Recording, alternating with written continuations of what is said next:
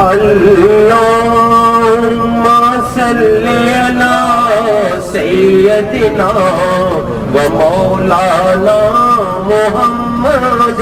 یہ آپ کے سامنے بھی ہے اور آپ کی بائیں طرف آ رہی ہے. اس کی مسجد کا کیا نام ہے؟ مسجد نمرہ.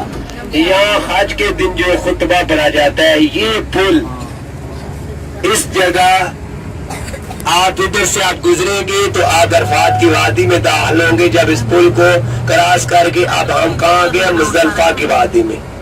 پیچھے جو ہے وہ عرفات چھوڑ آئے، مزدلفہ کی وادی میں آ گئے.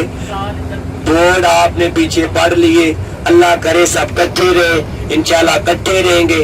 لیکن اللہ نہ کرے اگر کوئی حاجی میرا بچھڑ جاتا ہے، چاہے اس کو کانٹے پہ چل کے آنا پڑے، آپ چاہے جو مرضی ہو جائے، عرفات کی وادی میں آپ نے آنا ہے انشاءاللہ. پیدل والوں کے بارے میں یہ ہے، میرے ساتھ بوڑھے بھی ہیں، عورتیں بھی ہیں.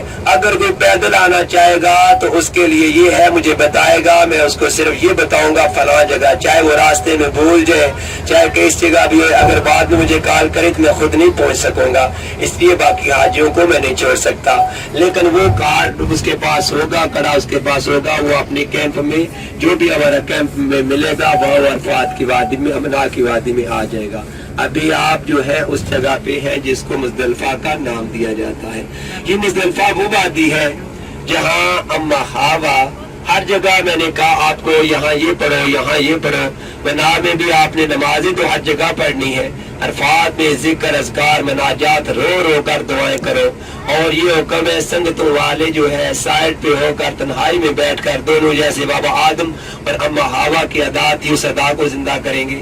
مگر جس وقت مزدلفہ کی وادی میں آئیں گے، اگر کوئی حاجی آنکھ نہیں لگاتا، یعنی چند لمحات کے لیے سوتا نہیں، تو اس پر اس کے لیے ہے کہ اس نے ایک واجب کو ترک کیا. رات کا یہاں سونا واجبات میں آتا ہے. ارے حج میں عرفات کی وادی میں سونا، ہر جگہ حاجی صاحب بولیں گے جلدی کرو.